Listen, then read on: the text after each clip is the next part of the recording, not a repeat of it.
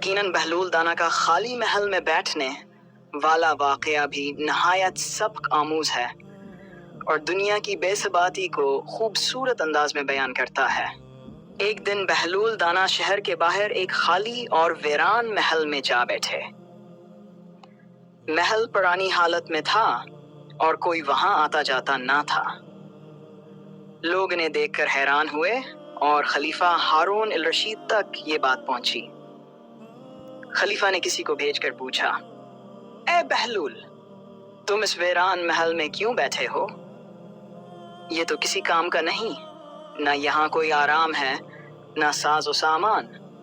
بہلول نے ہنس کر جواب دیا، یہ محل خالی ہے، بے رونق ہے، لیکن میرے لیے بہترین جگہ ہے، کیونکہ یہاں کوئی دنیاوی فریب، غرور یا دکھاوا نہیں۔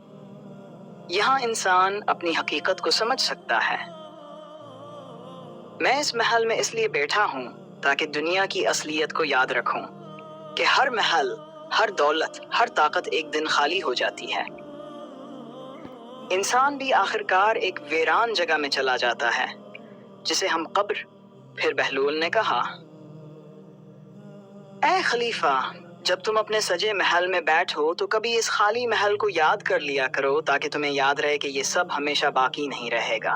یہ واقعہ ہمیں سکھاتا ہے کہ انسان کو دنیا کی چمک دمک میں گم نہیں ہونا چاہیے۔